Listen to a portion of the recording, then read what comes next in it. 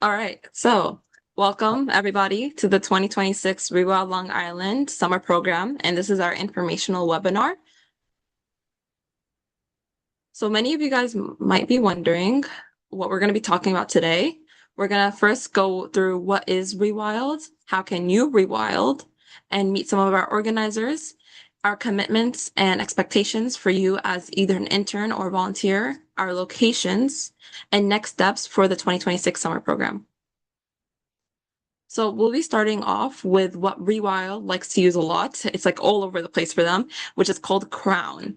The, as you guys could probably tell by this clip art image over here, it's legit a crown where one is C, which stands for composting, R for reuse, recycle, O for organic foods and ways, W for water wisely, and N for native gardening. So how we go for composting is that we say there's no trash in nature. Whatever she produces, she reuses. Nice one. Okay. Composting is a ways of nature's recycling. So if you guys don't know what composting is, that's all right. It's basically adding organic matter to soil to improve its structure, which is and health, which conserves water, eliminates the need for fertilizers, saving money, and recycles your food scraps and garden waste, and also reduces greenhouse gases. All right. So basically putting nature's trash in a good place. If you guys remember, the second one is R, which is our three R's. Who here knows our three R's? Right in first one in the chat gets something, I guess. Someone mention our three R's? Yep. Reuse, reduce, and recycle. Thank you, Maria. Uh, Another way we could think about it is also to rethink our choices, refuse single-use items such as plastic water bottles, reduce consumption, reuse everything, refurbish old items. Like, for example, if you had a boat, let's say, but not everyone has a boat, you could use that as a garden bed, really. Repair before you replace, repurpose, aka be creative, reinvent, recycle, and rot for composting. What are some other ways that we could use R in Crown? If anyone could put examples in the chat.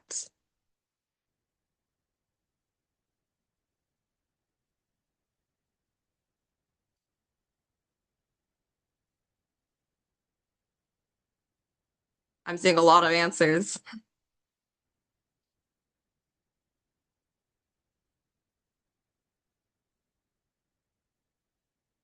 Renew. Yeah.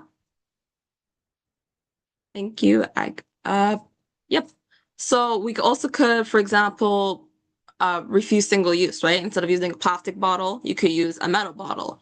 And for example, when you go to the store and you buy plants that are usually in plastic pots, instead of throwing out that pot, you could reuse that pot to make starter pods and plants as well. So these are some other examples, right? So old clothes could be donated, glass jars for food, and many more. And then our O in Crown starts for organic, aka organic practices protects our food web, right? Chemicals applied to plants and lawns impact the entire food web. You may not know it, but you know when people are usually spraying some random chemicals, you think it's good, but really it's not. It may benefit that plant in some way, but it actually harms the entire food web from the insects that eat the plants to like many more. And organic gardening is all about balance. So we need to remove our harmful chemicals to allow nature to restore balance, such as fertilizers and pesticides, because honestly, chemicals are really bad. And then our W. This is really easy, but if you guys didn't remember, this is for watering, water wisely. Because honestly, we all need water to survive, and just like us, so does our plants. So a way we could do this is planting native plants instead of some random green lawn, right? You could plant native plants that reuses less water, reduce or replace lawns, and installing rain barrels. If no one knows what a rain barrel is, it's basically a big jug or something, and rain just goes in, and you're collecting rain's water to use. And we could go organic or create a rain garden. And the next last one in our crown is N, which stands for native planting. So native plants, if you guys do not know, it's plants that have evolved and grown in specific regions or ecosystems for thousands of years without human introduction. In other words, it's native to its area. Native plants are made for its environment, its resources, its climate, and etc.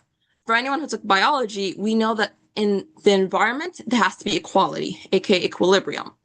A native plant is in the environment and has a role in its life. Invasive plants, however, is basically almost the complete opposite. Has anyone ever heard of lanternflies? Right? If you have heard, they were really popular and they're still popular, I guess, in the summer, where those are actually invasive because they're harming the environment around them. Invasive plants is introduced or is likely to cause economic and environmental harm to the plants, right? It does not belong there. It's invasive. Invasive plants come from somewhere else. It harms the ecosystems and its natural balance and processes. It spreads really quickly and takes resources from native plants such as water, soil, space, and nutrients. I have a mini example here, right? I hope at least everyone here knows what a polar bear is, right? And we all know it's from the Antarctica. However, what if we put polar bears in the Sahara? Well, the polar bear would not strive.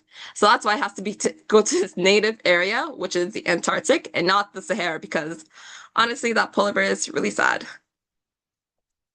And that is all for Crown. We're gonna go back to our program and how we implement this, passing it on to Raju. Okay, I'm going to do a quick introduction to ReWild and the summer program, right? So, in a nutshell, what's ReWild Long Island? And many of you may not have heard of us before you applied to the program. We're an organization that's about 7 years old, so it's about the same age as the summer program. Summer program was one of the first programs we started. You can think of us as a group of good people who come together to turn volunteer energy into happy butterflies. That's basically what we do, right? So if you come and volunteer for ReWild, whether you're doing it as a summer student, you're doing it as an adult, you're doing it as a gardens program, you're helping our plant sale, whatever it is, there will be a connection into the ecosystem. And as Jana said, a lot of what we do revolves around native plants, native ecosystems, composting, leaving the leaves. And every one of these actions has a positive benefit on the environment, resulting in not just happy butterflies, but also bees and dragonflies and birds. And that entire ecosystem in the food web is supported by the choices we make. So really that's what we do, ReWild, right? We grow native perennials, as you saw all the crown examples. And the reason, so why do we do this, right? We do this, of course, to be nice to the environment, but there are three crises that are facing us. And Jana, if you go to the next slide, right? The three crises that your generation has to deal with, right? The first is food insecurity. Yes, we are, like in the middle of very affluent communities on Long Island, but there are lots of kids and parents who are facing food insecurity, especially locally grown produce is not available in our pantries. So you'll see a lot of our sites, we do grow vegetables. We teach you how to grow vegetables. So you can do that at home. You can do that in public spaces. And all the vegetables we grow are donated to a local food pantry. Right. Second is climate change. This is coming. This is happening fast. Even last week, we had such hot days in April, right? So a big part of what we do, which is being able to put in native plants, they help to sequester carbon. So they take carbon dioxide from the air and they actually put it deep underground. Um, we also teach composting, right? Because a lot of food waste that goes into the landfills, they release methane, which is a harmful gas and causes greenhouse effect and global warming. So a lot of practices that we do here will help to mitigate climate change. And the last and the most important thing is loss of biodiversity. We are losing a ton of insects, ton of birds, um, and even a ton of marine animals, right? Like fish and wildlife in our seas. So a lot of what practices you learn here will help to counter these three things: food insecurity, climate change, and loss of biodiversity. So that's what I hope you take away from us. And a lot of it is learning by doing. While you're on this webinar, you hear us go yak, yak, yak, yak, yak. But that's not what the program is about. The program's really learning by doing, which means you're going to be out there in our open spaces, a lot of spaces that you did not know existed or you just drove past. You're going to go there and see a lot of our beautiful trees, and you're going to be able to grow food, and you're going to be able to compost. So you'll actually be working throughout summer, and that's the credo of this program. We call it learning by doing, and learning in a group. So it's kind of balances out, fun over the summer with education while actually doing good for the environment. You'll come out of the program and you'll see those spaces, right? You'll go into a garden and it'll be like, oh my God, this garden looks messy. By the time you're done with it in fall, you'll be like, oh wow, we grew so much in this garden and this looks so beautiful, right? So that's what I'm hoping that you'll take away from ReWild and the program. If you have any questions, hold on, we'll have a Q&A in the end. But you're very welcome. And I'm again very excited to see all of you. I hope you apply and are able to join our program. Thank you so much, Raju. And more of our program is also our organizing team, which we do have some of us here on today. Uh, so if anyone's here, such as, I see Kathy. yeah. I see Berto. So yeah, Kathy, please introduce yourself. Berto, anybody else? Hi, I'm Kathy. I live in Port Washington. I've been part of ReWild for since about 2020, and I love, love, love working with the summer program. The learning by doing aspect of it is, to me, the way to go. And I see each year, I see our students grow in terms of their confidence and their skill set and their compassion. I mean, this is a program that has the good of our planet at its heart. So I hope you'll consider joining. It's a very life-changing experience. Thanks. Thank you. I'm passing on to Bertho.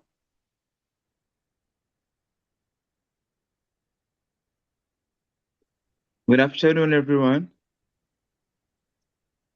Hello? Good Everybody hear afternoon. me? Hi. Yeah, we can hear you. Yep. Okay. My name is Gilberto Vincent. I'm very passionate about your development motivation and community work. Eh, I'm very interested in supporting the ReWild's Summer, your program, especially in leadership. In my country, I believe young people need guidance, structure, and inspiration, and I would love to contribute. But I help young people protect the environment. When you see the plastic on the ground, when you stick everything bad the environment is supposed to protect the environment. But I'm very interested in this program. But I'm to share about something uh, in my in the real world Long Island. But I'm very interested in just work together and share something for your Long Island. Thank you. Thank you, Berto. And you'll meet Berto if you go to like some of our Huntington closer sites, you'll meet them. Kathy, you'll meet her if you come to Dodge or any one of our, or definitely closer to Port Washington, same with me. And all the young people you see, the 13 young people you see on the screen, they are the people who actually made this program happen. So they're young people like you who were interns at one point and then became organizers. If you come to interview, right? If you're applied for an internship and you come into interview, you will be interviewing with them, right? Like Jana and um, Raj and Kelly who are on right now. Thank you so much. Okay, And thank you so much. yes, more about the program is it's honestly very flexible. But how we start is that we have our training week, which goes from right after school, June 27th, all the way to July 3rd. This is just literally a week where students get the chance to go explore other sites, getting to know everyone, and it counts towards your hours and it's mandatory. So you have a chance to go to every single site in a 1 week. It does not sound hectic. It's actually a lot of fun because you get basically just walk around and explore the sites. After that is our summer schedule, where everyone does the majority of the hours, or hopefully all the hours, where you sign up for schedule, which is usually in the early morning, so you can avoid the summer heat. And for those who didn't get to complete the required hours, would move on to the fall schedule as well, which goes from Labor Day to October 2nd. These are usually weekends and after school hours as well. In addition to all of that, for both summer and fall, we do have for our weekly Zoom session, we have it usually Saturdays 3 to 4, where you could just sit down and you could check in for an hour. It counts towards your volunteering hours, and you basically learn more beyond labor, I guess, and advanced topics. Hey, quick word So, about yes. volunteering and internships. Oh, yeah, you got that. Okay, go ahead. Yeah. All right. So we have two opportunities here. You can either be an intern or volunteer. As an intern, you would complete 60 hours and get a certification as well, $300. And as a volunteer, you will complete 30 hours as well. You're going to get a certificated. And this is honestly, the volunteering opportunity is still good because it's recommended for those who can't make all the time and commitments that such as an internship would require. One thing, please remember, right? We prioritize our interns. So the interns will get like the first dibs. So once the schedule is out and we start signing up, right? Because they're committing to 60 hours. So they'll get the first chance to sign up for everything. And then based on the number of slots left is how the volunteers go and sign up. Not so if you really love the program and you want to get a better chance at getting accepted, please go in for an internship and try to do the 60 hours. It is flexible and you can do it. However, if you cannot, definitely put in for volunteers. But I would always recommend putting in for an internship for like 3 different reasons. One, you get the first dibs at the hours. So obviously you'll get a better chance of meeting the schedule. Second, you get the $300 internship. Third, if you want to come back and be an organizer, that's usually interns. We don't accept volunteers as organizers the following year. Usually that's also oversubscribed. There's always more people than we have slots. So for all those reasons, highly recommend the internship, but totally understand if you just cannot make the time commitment, stay a volunteer, that's okay, right? So think about it. And if you want to switch, even if you applied as volunteer and you want to switch to an intern, just drop us a note and we'll switch you. And right now, we already sent out notifications to all interns about interviews which start next week. So if some of you have not applied and are going to apply quickly because all those notifications are going out now, and then the interviews start next week. Thank you so much.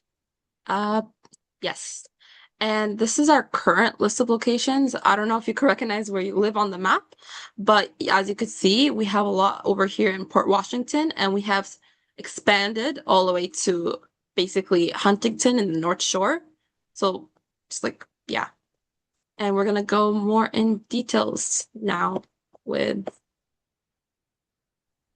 Yeah, so these are our partners, our partner locations for the summer program. And a few are the Science Museum of Long Island, the Dodge Garden, the Green Tree Foundation, Sands Willett House, the Oyster Gardening, Monarchs Matter, which was a program created by Cynthia, and more. Next slide.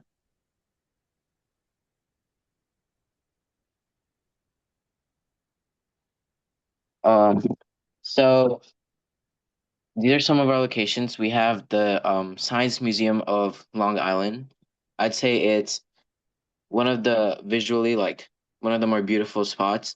All of them are great, but this is one of the spots that stood out to me. Last summer, it's a great place. They have a variety of, I guess, activities you could do there, and it's very educational. And then we have oyster gardening. Um, Oysters are actually very helpful in cleansing the water, and I think it's really great that that ReWild is teaching students about something like oysters. A lot of students don't know about a lot of the beneficial things they do in our waters, and I think it's a really great place for that. For the Green Tree Foundation, I haven't really been there much, so I would pass it on to Raju to explain it. Yeah, the Green Tree Foundation is a beautiful preserve. Nobody ever knows that it exists. They keep driving around it, right? It's a 400 acres in the middle of Manhasset, and a lot of it is still preserved the way Long Island used to be. They're a beautiful foundation. What they do is uh, they work with very select number of students who will have to commit through for the entire season, right? And they do a lot of scientific studies on that site. So generally, as Raj said, right, I want you to think of these sites as falling in four categories. One is things called preserves. Preserves are, you can think of it as forests, right? And the activities typically there, and that includes the Unitarian Universalist Congregation of Shelter Rock. SMLI that you see has a preserve on it. Green Tree Foundation has a preserve on it. So when you go in typically for a preserve activity, right, that a lot of that is going to be, and the Guggenheim Preserve, right? There's a lot of the preserve activity is going to be pulling down invasives, protecting the nature that is there, maybe planting some natives and so on. So that's one set of activities. A second set of sites is where we grow food, right? So that includes the Adult Activity Center, right? Dodge Garden, where you'll actually have the chance to look at tomato plants and peppers and eggplant and all that weed, learn how to trellis them, learn how to grow them, and then harvest. So growing food, that's a second set of activities. A third set of activities you'll see like oysters, right? So that's working. There are going to be three locations, I think, or two or three locations this year where we'll be, helping to put oysters in the bay. That's right by the water, and it'll be so much fun.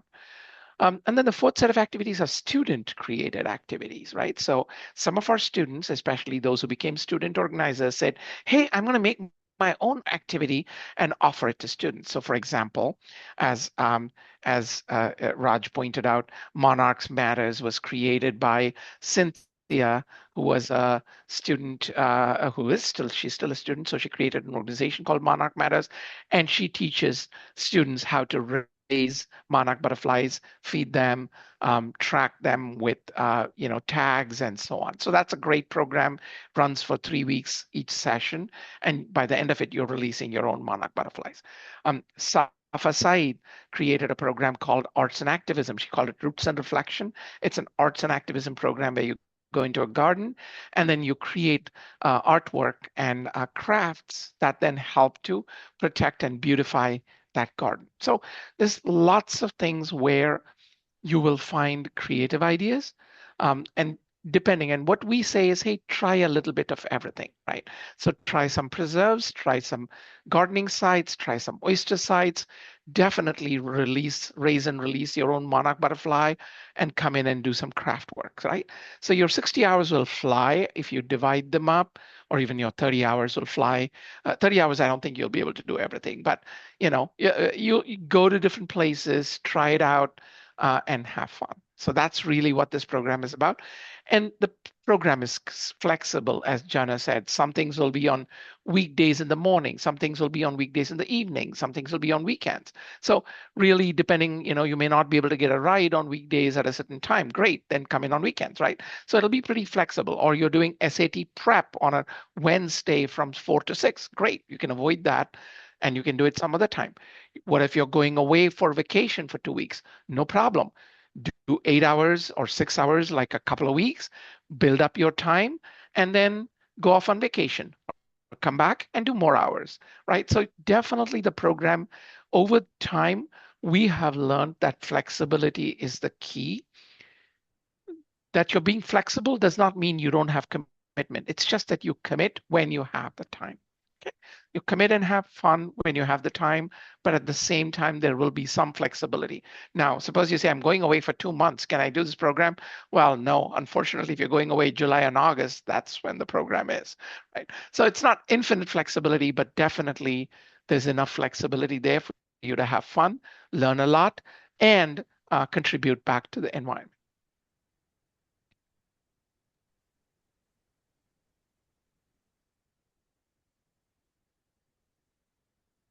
Okay. So, anyways, I'll be talking about some more locations. This is U UUCSR.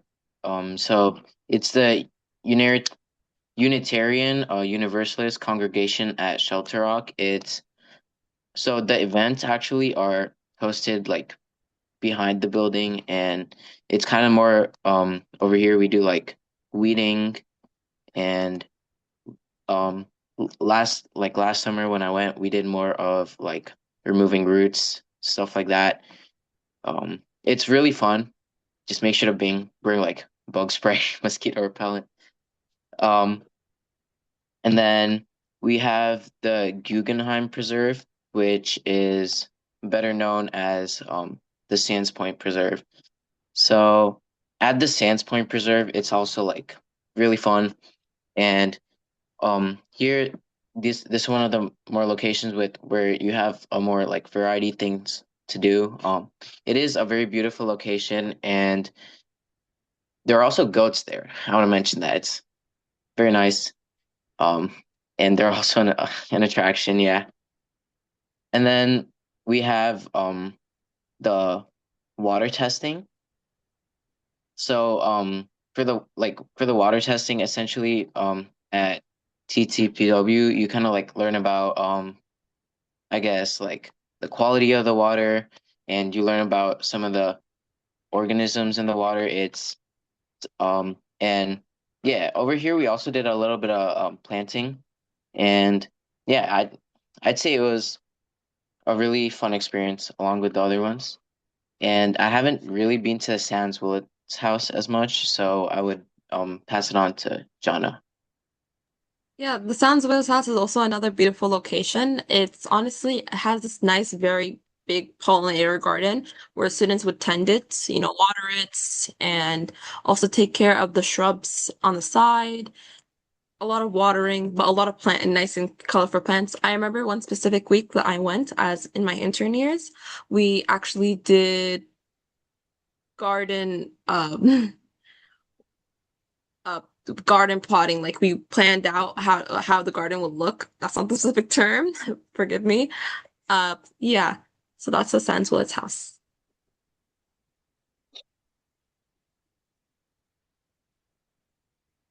So what we accomplished last year, passing this on to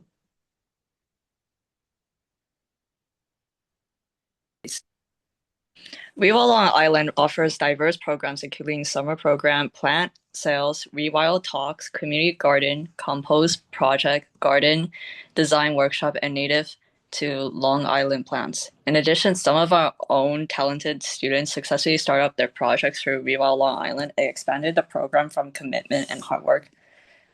As mentioned earlier, Cynthia Zhang, a senior currently from Great Neck South High School, founded Monarchs Matter in her freshman year.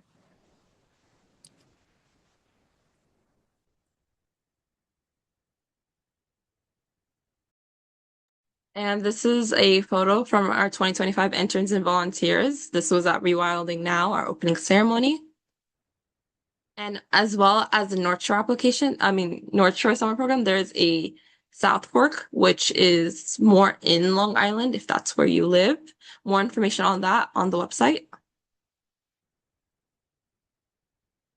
So, next steps. Uh, so if you guys haven't already, our next steps is to visit the website, which is www.rewildlongisland.org/summer program. Very simple. You could choose your location based on where you live, the South Fork or North Shore. You will register and fill out the Google form. And if you're an intern, you would also sign up for an interview slot. For the interviews for internship, what we're looking for is what you're passionate about, right?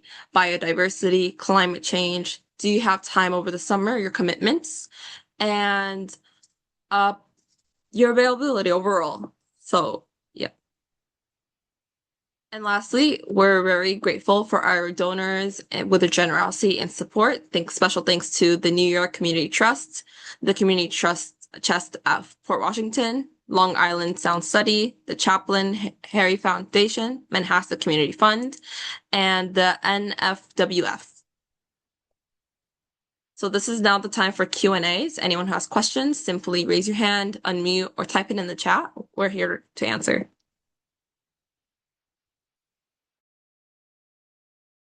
Now we have the time so you can speak up also. If you have to, you can post, but please ask away. Right. And I think one thing I would reiterate is what Jana said about the interviews. So those of you who are coming in for the interviews, it's a fairly straightforward experience because you're talking to your peers. And really what we are looking for is, we're not looking for like, oh my God, yes, I solved climate change. And yes, if you did that, yes, we will definitely take you. We love that. But also, right, the interviews are over Zoom, right? The interviews are online and over Zoom. Yes, you can join if you can only make it for the first half of the so let me start with the questions, right? The first question is, how early is the early morning sessions? Well, we offer sessions at all times. 8 o'clock usually like is the earliest it starts, but typically 10 o'clock. So don't worry about not being able to sleep in. But and guess what? If you don't like getting up at 8 o'clock to make a session, then pick something else, right? Go to the 10 o'clock ones, right? So, and then, yeah, so that's the early morning session. So we haven't yet finished the scheduling. Usually we wait till we talk to all our partners and make sure there's that diversity. So we are, the organizing team is still talking to the partners. So by June 1st, we should know the schedule. But yeah, the early morning sessions are either 8, 9, 10. That's kind of the range. 8, 9, 10, 11. Right. Some of them are 11 o'clock. Can you not volunteer unless you attend all training sessions? I can't miss one, no exceptions. No, it's not like that. You can, right? So we prefer, the point is this, right? That's the chat. There's 2 things that come out of that training week, right? Or 3 things that come out of that training week. First thing that comes out is we want you to go to many of them to just figure out safety rules, handling tools, so on and so forth. So you should at least go to one preserve, one gardening site, one oyster garden, just because then you get a sense of what it is. The second thing that comes out of attending those places is you figure out which one you like, right? Like you go in and understand the vibe of the place, what is going to be done there, etc. And you find out how far it is. Is it nice? Do they have bathrooms? All that stuff. So if you attend, like you find out more. So again, we're not going to say, oh, you have to attend 100% of the training week, though we prefer people who can do most of the training week because somebody's training you. So we want it to be worth their time. Third is you get to meet all the students. Because remember, once the training week is done, you won't get to meet all your peers because different people are going to be going to different places, right? So that training week is really valuable there.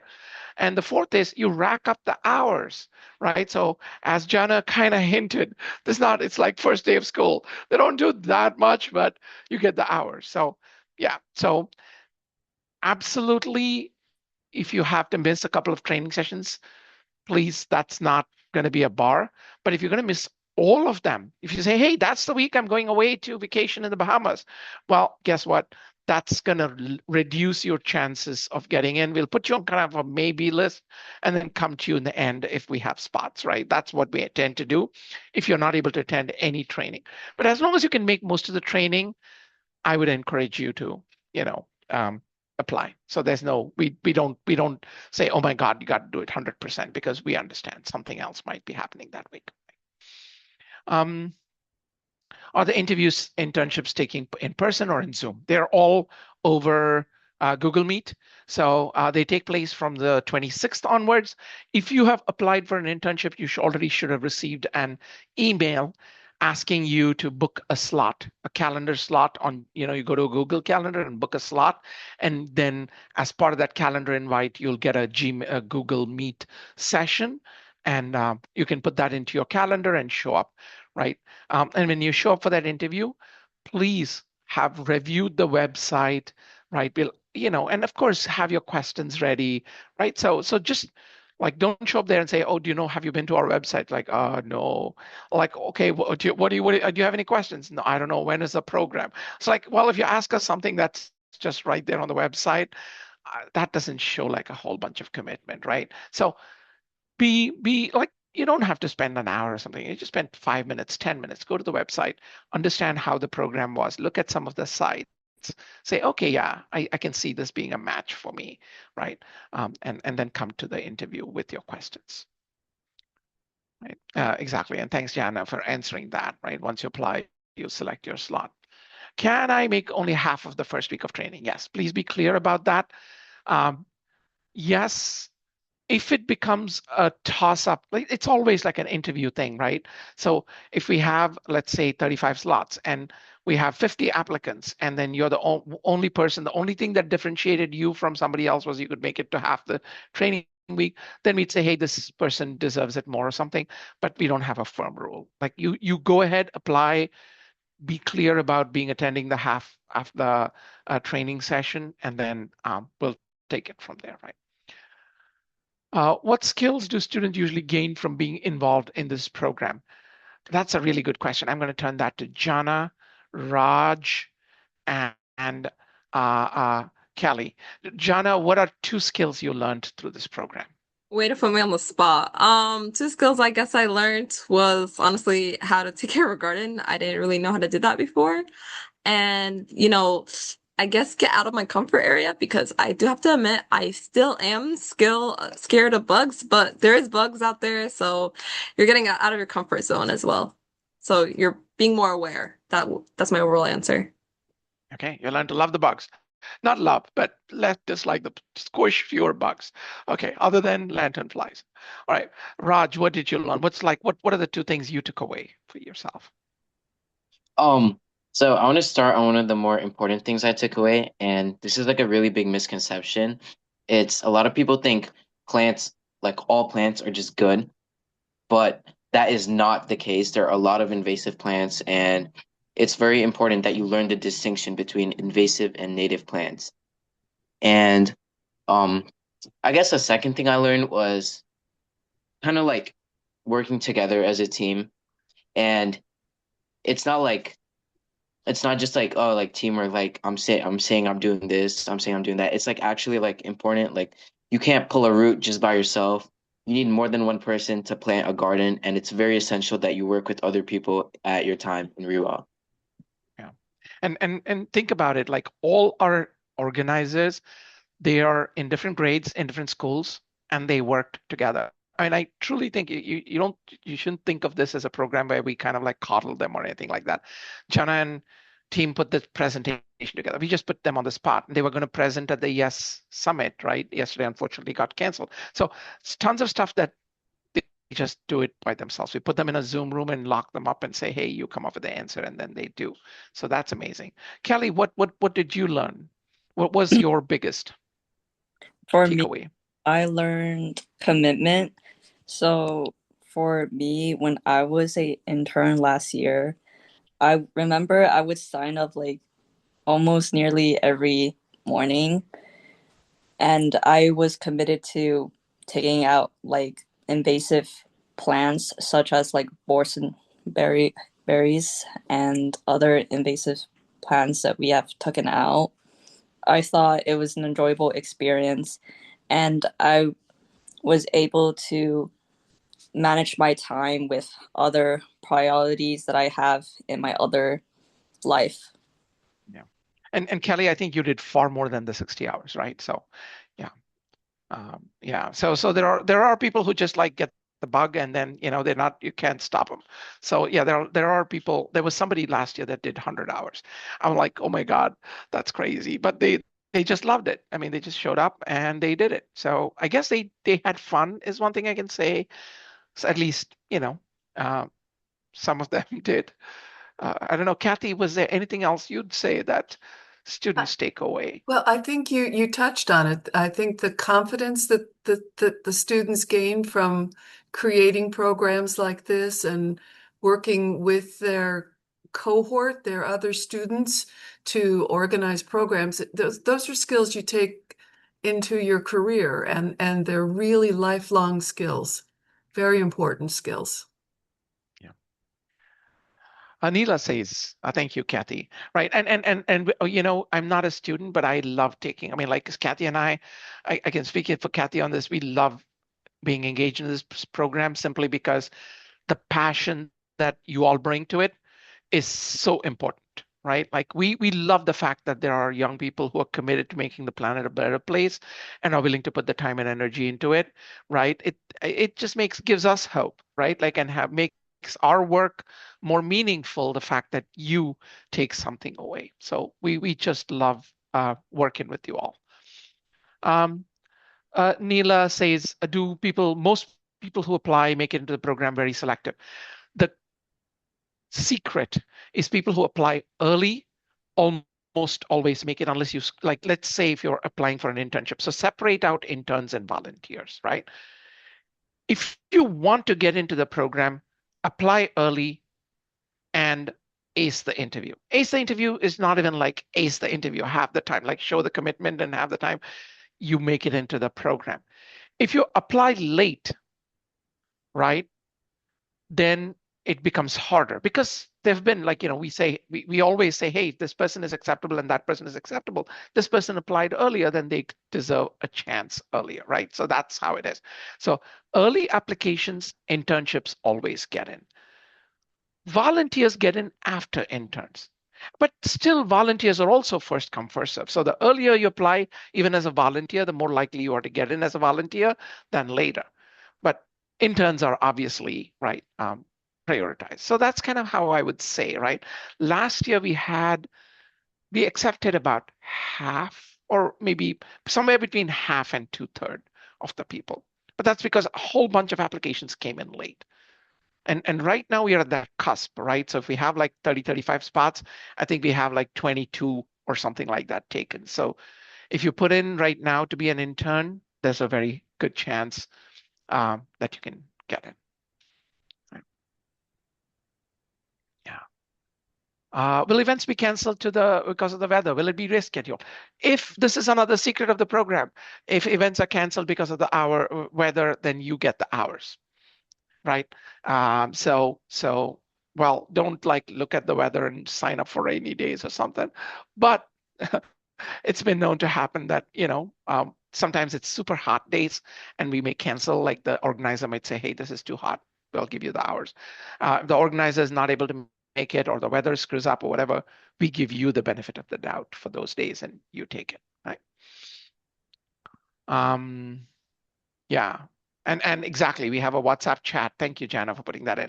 We have a WhatsApp chat. We'll keep watching that WhatsApp as you leave home. If there's any changes, anything, we'll put it in. But otherwise, Is there a minimum age for internships? Yes, you have to be in 8th grade. So to get in, you have to be in 8th grades, aka a rising freshman, right? Or all the way to high school, right? So. There's another question. Is there a limited amount of volunteers, or is that only for interns? Limited number of hours for volunteers. No. So the other thing that you can do is you can sign up as a volunteer. You think you have only 30 hours. And we have had this happen every year, where there are at least 2 or 3 volunteers who sign in and they do 30, and then they're like, oh, wow, this is easy and fun. I can go all the way to 60. And then they come to us and say, hey, I want to become an intern. Can I become an intern? And usually we go and find some money or whatever it is. And then we say, sure, why not? Go for it. And then, they go ahead and complete the internship, and then they get to be an intern, right? So that's another way of doing it. But that's a more risky way because as a volunteer, you're less likely to be admitted. Suppose somebody applies on April 20th, right? One person applies for an internship, another person applies for a volunteer position. It's more likely that the intern will get in than the volunteer. Doesn't mean that one will get in or the other, but I'm just saying always, if you're applying on the same date, an intern has a higher chance than a volunteer. And a follow-up question, is there a limit to the amount of volunteers? Or is that just for interns? Like amount of people? Again, the limit is the number of spots we have. So the way we do it is, look, there are only a certain number of locations and there are only a certain number of hours, right? Yeah. So for example, UCSR may say, hey, we want only 8 people at a time. So that's 8 people times 2 hours a week or 3 hours a week. That's how many hours are available. So we are constrained by the number of locations that are available, right? So we take that entire pot and then we say, okay, we first fill everything in with interns, then we fill it in with volunteers, and we keep like about 10% of the spaces empty, because if somebody wants to switch or whatever it is, we don't want to be so chock full that nobody can change hours or whatever. So it's kind of a little bit of an algorithm, but the key takeaway there is, yes, there are people who apply specifically, like definitely people who apply after May 15th, right? They do get turned, like, a lot of them find it hard. We'll say, hey, we loved you, but please come back next year, right? So there are people who do get not accepted. So the best thing to do is apply early. Second thing is, there is no, like, apply for an internship if you want to, if you're able to make that commitment and are really committed to coming. Will there be any Huntington locations this year? So yeah, as Jana said, look at the map, right? Look at the map on our website, and you'll already see some Huntington locations, and we are already looking to add more. So there'll be at least a few. So if you're anywhere closer to Huntington, if you're somewhere in between, like Jericho, Syosset, Westbury, something like that, you could go to either, right? Okay, and you can always go to some here and some there, right? You could say, oh, Tuesdays, the Huntington thing is closer to me, I'll go there, but I love this UCSR thing, so I'm going to go on a Friday, whatever. So you can definitely, drive to things based on your location. Can I still apply for an internship? Yes, Jayan, yes, you can, and they're going really fast. So yeah, please, if you put in for an internship right now, by later this week, you'll get a invite to go to the interview. And then if you do well on that interview, it's all, depends on that. And then, we still have spots left. Hours of the training week. The hours of the training week, again, right? Like, go look at what we have on the website. That's the hours from last year. We have not finalized the hours from this year, but you'll expect to find a similar mix, right? There'll be some things in the morning, some things in the afternoon, 2 hours, 3 hours. That week is going to be a bit of a, so by June, the first week of June, early June, we'll know everything. We'll put it out, and then you can find out for certain. Volunteers don't do interviews. We interview only interns, right? Volunteers, we fill them in on a first come, first serve basis after the interns.